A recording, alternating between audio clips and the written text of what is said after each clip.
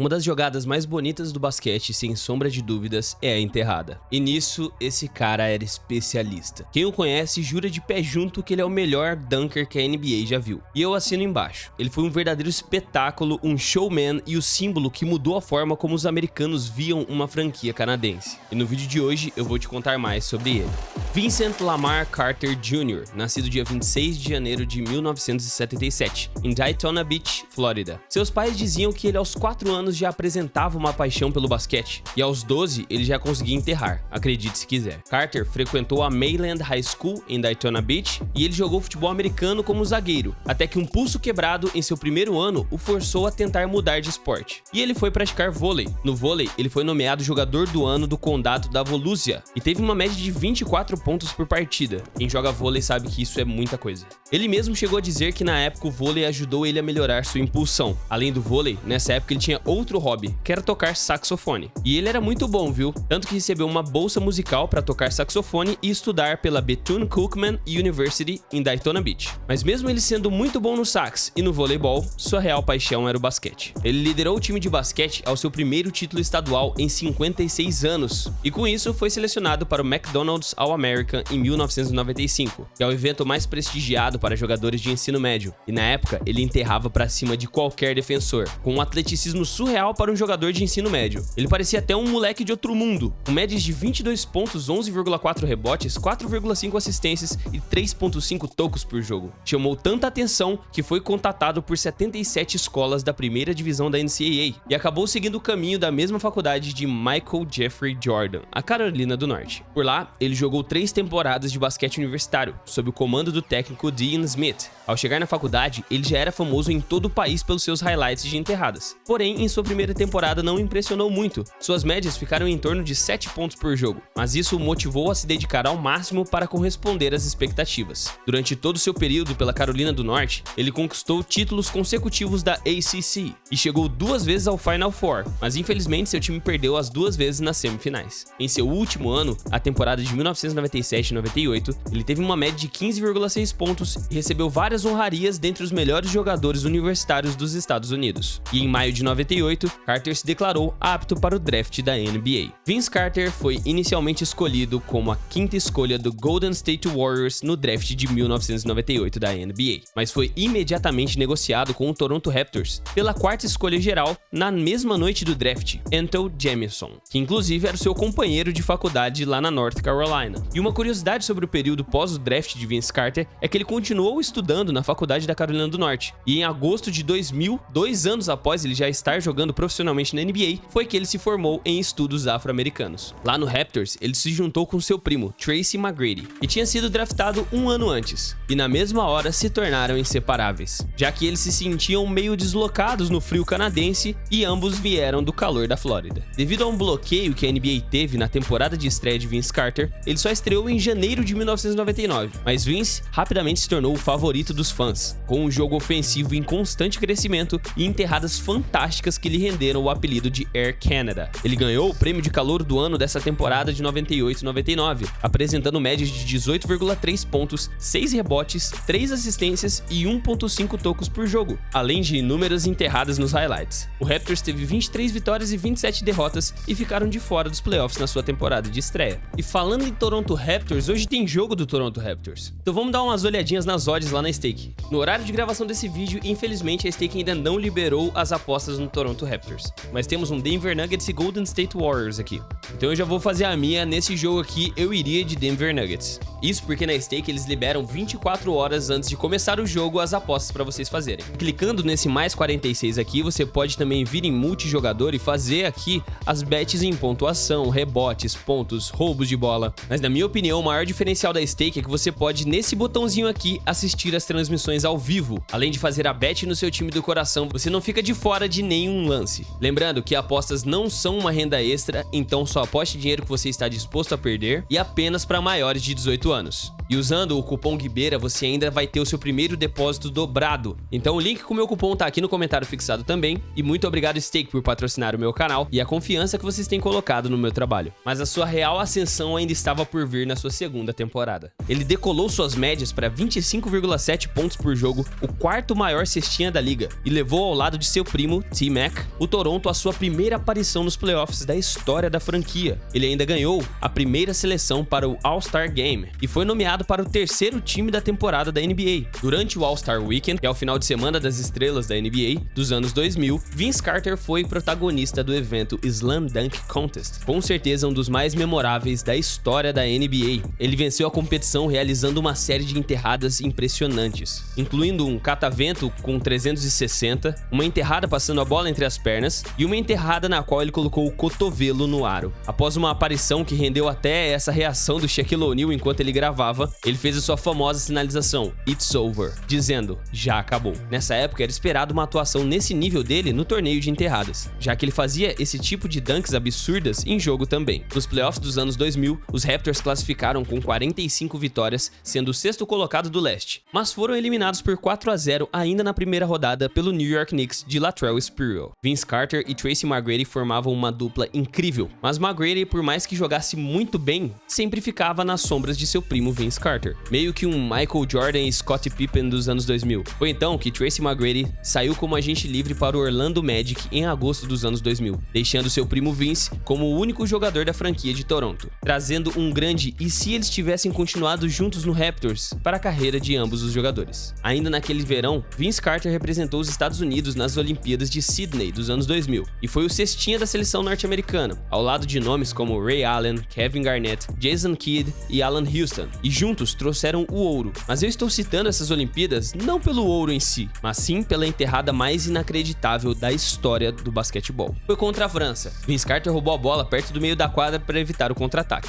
e estaria livre para a cesta se não fosse um cara que estava entre ele e o aro. Este homem era chamado de Frederic Weiss, de 2,18 metros de altura, e jogava na época pelo Málaga na Euroleague. Vince Carter, sem respeito algum pelo adversário na sua frente, simplesmente saltou por cima dele para a cravada. Na temporada de 2000-2001, sua terceira temporada, Carter teve uma média de 27,6 pontos na NBA, o recorde de pontuação de toda sua carreira, além de 40% de aproveitamento para 3 pontos, que ficava ofuscado pelas suas dunks incríveis. Ele entrou para o segundo time geral da NBA e foi eleito titular no NBA All-Star Game de 2001. Os Raptors terminariam aquela temporada regular com 47 vitórias e sem Tracy McGrady, recorde da franquia até então. E nos playoffs, os Raptors se vingariam do New York Knicks, passando na primeira rodada por 3-2 pelo time nova-iorquino, liderados por Vince Carter, sendo a primeira vitória numa série de playoffs da história do Raptors. E assim, avançaram para as semifinais de Conferência Leste, para enfrentar o Philadelphia 76ers. E eu vou ter que dar uma ressalta para essa série, porque na época, Jordan estava fora da NBA, ele ainda não havia voltado para o Washington Wizards, e Kobe estava ainda em ascensão. Os dois caras mais populares da NBA eram Vince Carter e Allen Iverson, o atual MVP e rei dos dribles. Tanto que, por alto de comparação, Vince Carter era a capa do jogo NBA Live e Allen Iverson era a capa do jogo NBA 2K. Então, essa série pararia todos os fãs da liga para assistir. E com razão, porque foi uma série incrível. Os times foram alternando nas vitórias, tanto que a série se estendeu até um jogo 7. O Toronto Raptors saiu na frente. Allen Iverson, no jogo 2, fez 52 pontos para sair com a vitória. No jogo 3, Vince Carter respondeu fazendo 50 pontos para sair com a vitória, o que no jogo 4 o Philadelphia ganhou, e no jogo 5 Iverson iria responder mais uma vez com outro jogo de 50 pontos, que teve mais uma resposta de Vince Carter no jogo 6, na qual ele fez 39 pontos, e no jogo 7 foi uma disputa até o último segundo. O Philadelphia estava ganhando por 1 ponto de vantagem a 2 segundos do fim. Vince Carter teve a chance do último arremesso para a vitória, faltando 2 segundos no relógio. Ele deu o pump fake, arremessou sozinho, porém errou. Iverson, após a série, disse, abre aspas, foi incrível. Ele fez ótimos jogos em casa, e eu fiz ótimos jogos em casa. Nós dois estávamos apenas tentando colocar nossos times nas costas e vencer as partidas. É ótimo ter essas memórias e fazer parte de algo grande assim.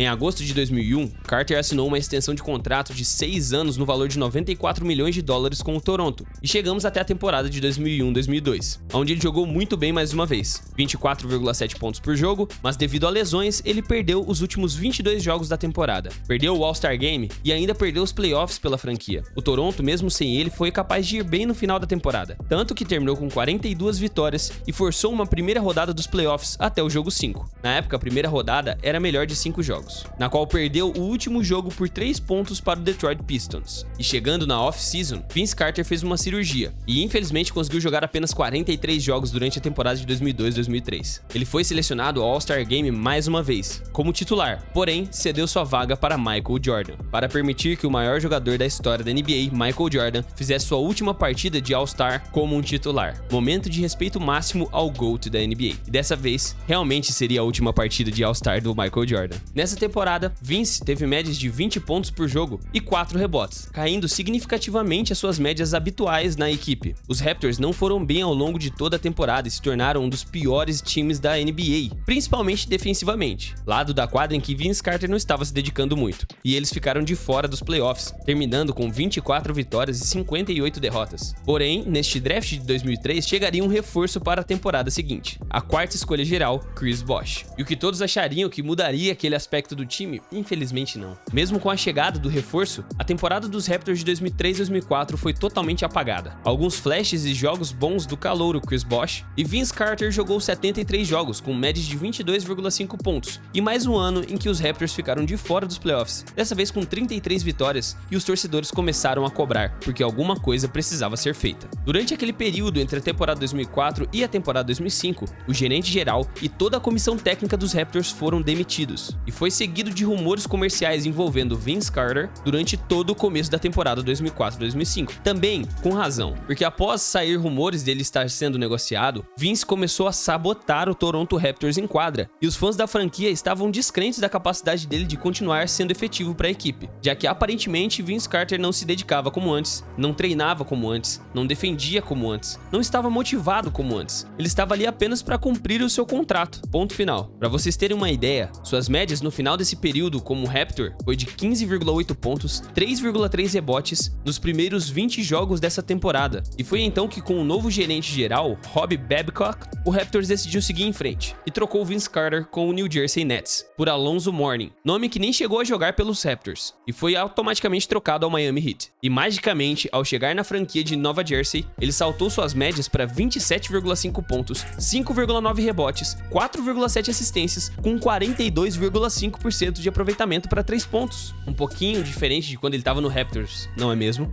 Isso foi o suficiente para a torcida passar a odiá-lo. Do maior herói da cidade de Toronto, ele se tornou o maior vilão. E quando ele visitou a cidade para jogar contra o Raptors, foi recebido ao som de muitas vaias. A torcida dos Raptors não esqueceria fácil. Durante seus próximos anos de NBA, seja no New Jersey ou em outra equipe, ele seria vaiado ao jogar contra o seu antigo time. Mas Vince levou a melhor algumas vezes nos confrontos, como por exemplo, um arremesso de muito longe, faltando 0,1 segundos no relógio, para virar o jogo e ganhar de 105-104 em 2006, partida em que ele fez 42 pontos contra o antigo time. Ou 2 anos depois, em 2008, quando ele levou um jogo para a prorrogação e ganhou com uma dunk faltando 1,5 segundos para acabar o jogo, terminando aquela partida com 39 pontos. E em uma entrevista após enfrentar o seu antigo time, ele disse que entendia ao lado dos torcedores. Abre aspas. Eu entendo, eu parti e magoou muitas pessoas. Doeu porque eu vou te dizer uma coisa, eu conquistei muito, eu aprendi muito. Eu me tornei a pessoa e o jogador quem sou hoje por causa da experiência no Raptors, através dos treinadores, jogadores e torcedores. Eu entendo de verdade, mas mesmo assim, ainda amo a cidade. Tenho amigos por lá e meu coração ainda está lá, porque é onde tudo começou. Nos Nets, Vince Carter disse ter encontrado uma nova motivação, um novo objetivo, se juntando a Jason Kidd e Richard Jefferson, todos os três em seus auges de carreira. Levaram os Nets a 3 playoffs consecutivos, em 2005, 2006 e 2007, porém sem sucesso. Na temporada de 2005, os Nets terminariam na beira, em 8º colocado, com 42 vitórias e 40 derrotas, sendo derrotados ainda na primeira fase por 4-0 pelo Miami Heat de Alonzo Mourning.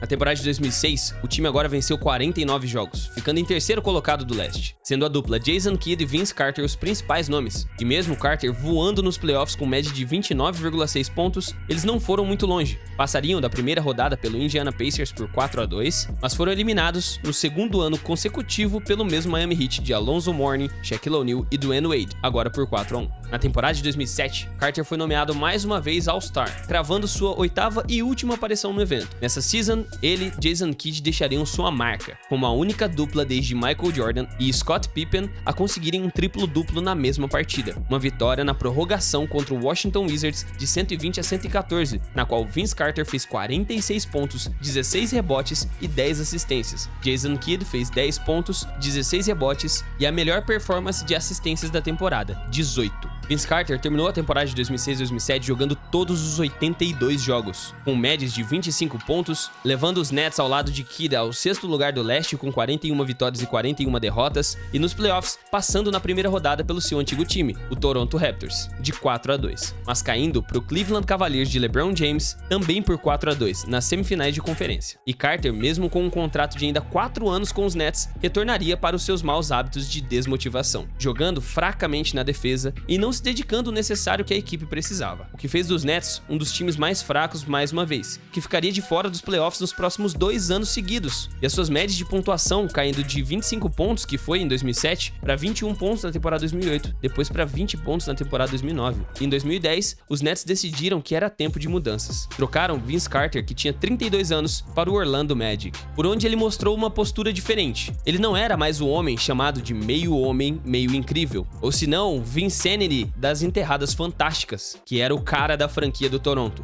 mas sim um jogador para integrar um elenco e tentar ajudar com sua experiência um time a ir longe nos playoffs. Um veterano que joga mais inteligente e um basquete mais adulto, passando mais a bola, pensando mais no coletivo, que a partir desse ponto, as suas enterradas foram ficando cada vez mais raras, mas ainda aconteciam, e ele passou a se tornar um arremessador melhor. Mas te falar que rendeu resultados. Tanto que na temporada de 2010, ao lado de Dwight Howard, o Magic foi muito bem, terminando em segundo lugar com 59 vitórias. Vince teve médias de 16,6 pontos e 4 rebotes, muito baixas para o jogador que ele tinha sido anteriormente, mas era o que o Orlando Magic precisava. Eles chegaram até uma final de conferência, mas acabaram sendo eliminados em 6 jogos pelo Boston Celtics. Na temporada de 2011, ele jogou 22 jogos pelo Magic, até ser negociado para o Phoenix Suns, por onde jogou os próximos 51 jogos da temporada de 2011, com médias de 13,5 pontos e 3,6 rebotes, sendo apenas um jogador de rotação na equipe de Steve Nash, que ficariam de fora dos playoffs desse ano. Em 2012, ele assinou com o Dallas Mavericks, se juntando a Dirk Nowitzki por 3 temporadas, e sendo muito criticado pela mídia norte-americana, porque a cada temporada ele estava numa equipe diferente. Nesse período, os Mavs não repetiram o sucesso que a franquia teve em 2011. A temporada 2012, eles terminaram em 7º com 36 vitórias, caindo na primeira rodada para um jovem Oklahoma City Thunder de Harden, Durant e Westbrook. E na temporada seguinte, a temporada de 2013, ficando de fora dos playoffs com 41 vitórias. Na temporada de 2014, chegando como 8º colocado aos playoffs com 49 vitórias, para serem eliminados em 7 jogos para os rivais San Antonio Spurs, de Duncan, Ginobili e Parker, ainda na primeira rodada. Nesses 3 anos, suas médias de pontuação oscilando, com 10 pontos por jogo em 2012, para 13 pontos por jogo em 2013, para 12 pontos por jogo em 2014. Com certeza, um role player. Para a temporada de 2015, Vince Carter assinaria com o Memphis Grizzlies, por 3 temporadas, se tornando companheiro de Tony Allen, Mike Conley e Marc Gasol. Agora, sua carreira já demonstrava sinais que estava chegando ao fim, e ele se tornou 100% reserva da equipe. Os Grizzlies tinham um time defensivamente muito forte, e chegaram a ir aos playoffs nesse ano. Em 2015, eles ficaram em 5º. Vince teve média de 6 pontos por jogo, mas caíram na semifinal de conferência para um jovem Golden State Warriors de Stephen Curry, que arremessava tudo para 3 pontos. Em 2016, eles foram o 7º colocado do Oeste. Vince teve médias de 6,6 pontos vindo do banco, ano em que ele ganhou o título de companheiro de equipe do ano. E nos playoffs, o Grizzlies caiu para o San Antonio Spurs na primeira rodada. Em 2017, eles foram o 7º colocado do Oeste novamente. Vince agora teve média de 8 pontos por jogo, e eles caíram pelo 2º ano consecutivo para o San Antonio Spurs na primeira rodada. Mas o momento mais memorável de sua passagem por Memphis foi de fato em novembro de 2014, quase uma década após a sua troca do Toronto. Como parte de uma comemoração do 20º aniversário dos Raptors, a equipe prestou uma homenagem a Carter, com uma montagem de vídeos de seus melhores momentos pela equipe durante o primeiro quarto do jogo do Raptors versus o Grizzlies. O estádio tinha uma multidão, lotação máxima, e assistiria ao vídeo de tributo com destaque dos dias de sucesso de Vince Carter no Raptors. Quando o vídeo começou, naturalmente, as vaias habituais ao jogador começaram junto,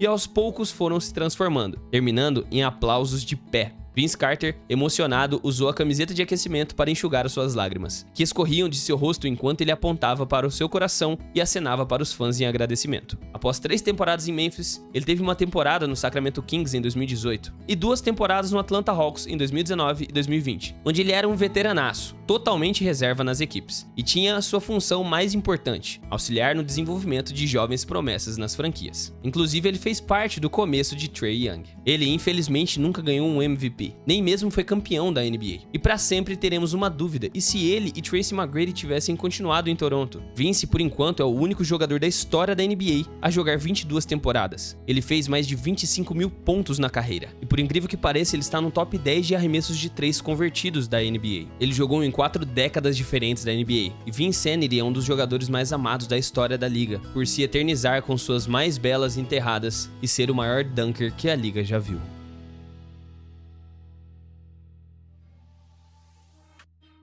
E esse foi o vídeo de hoje, rapaziada. Se vocês gostaram, pode considerar se inscrever aqui embaixo, ativando o sininho de notificações para receber todos os vídeos em primeira mão. E deixando o like, você ajuda que esse vídeo chegue a mais amantes de NBA. Se você quiser entrar pro Clube Guibeira, aqui embaixo tem um botão de Seja Membro, que você vai receber acesso aos vídeos antecipados, além de ter o seu nome aparecendo no final aqui do vídeo. Então, muito obrigado pelo apoio, minhas redes sociais estão aqui na descrição. Eu te vejo no próximo vídeo. Até a próxima e falou!